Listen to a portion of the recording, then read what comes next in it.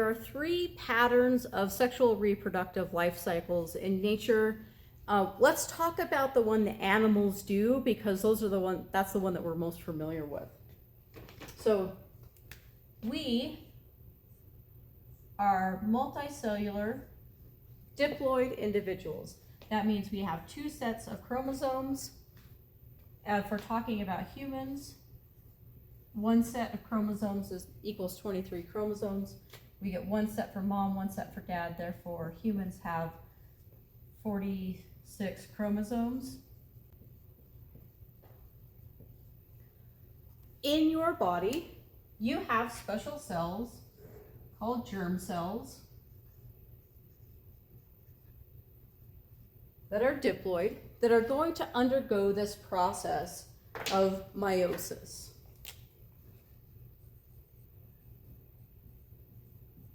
Okay. The process of meiosis is going to give us 4 haploid cells. Those cells are all genetically different from each other. Okay. In animals, these cells are going to be the gametes. So depending on what kinds of gonads you have, you're either going to make eggs or you're going to make sperm. Okay.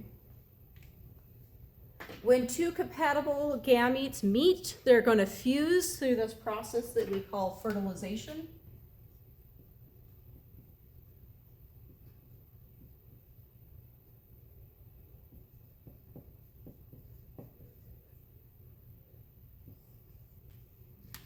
That process of fertilization is going to result in one cell that is diploid. This first cell, we're going to give it a special name. That is going to be called the zygote. The zygote will undergo the process of mitosis lots of times in order to have that growth and development that we discussed last time, to make you into a multicellular diploid adult human person. Fungi have very similar life cycles, it's flipped. Whenever you get lost doing a life cycle, it's best just to start with fertilization, okay? Because that process of fertilization will always give us a diploid zygote, and then we can go from there.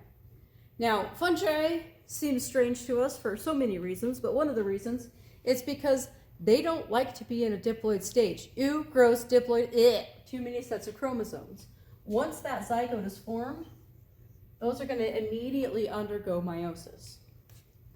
Meiosis is going to give us 4 haploid cells, genetically distinct from each other. In fungi, these cells are going to be the ones that do mitosis to create a multicellular haploid individual. Multicellular haploid individuals are going to have specialized cells that will create different gametes. Fungi are crazy. They don't necessarily have sperm and egg in the way that we think of them in this kind of binary. They have mating types, and they can be very complicated, from being 2, like we see in humans, to being multiple, like thousands of mating types. Okay? It's important to point out that in humans, biological sex is binary, our gametes are binary, but gender identity is not the same as biological sex. Gender identity is influenced by biological sex, but also by self-identification and by cultural and societal factors. So once they find a compatible mating type, those gametes are going to go ahead and fuse to give us this process of fertilization. Now, plants are probably the weirdest weirdos of them all, because plants have a multicellular diploid and a multicellular haploid stage. Let's start with fertilization. That's going to give us a diploid zygote. That diploid zygote is going to undergo mitosis to make a diploid multicellular individual.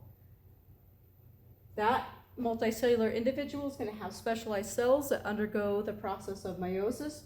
It's It's going to give us 4 haploid spores, just like we saw in the fungi. And just like we saw in the fungi, we're going to see those spores undergo mitosis to make a haploid multicellular individual. Those haploid multicellular individuals are going to have specialized cells that are going to produce either egg or sperm as their gametes. So now if we look at all 3 life cycles all together, what we're going to notice is that there's some consistencies across all 3 life cycles, which is really what I want you guys to focus on. Okay? If we look at these, we're going to see that all 3 life cycles have a little fence that is what I like to call a fence between the diploid stage and the haploid stage of all of these life cycles. So I think of this as the ploidy fence, and there's 2 one-way gates. Okay? To get from being diploid to being haploid, we have to go through the gateway of meiosis.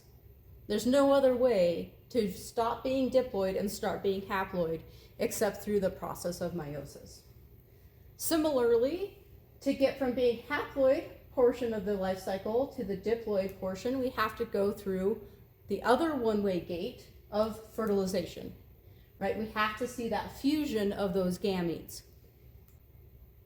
Another thing to point out that's consistent between all 3 of these is that we have a diploid zygote in all 3 life cycles.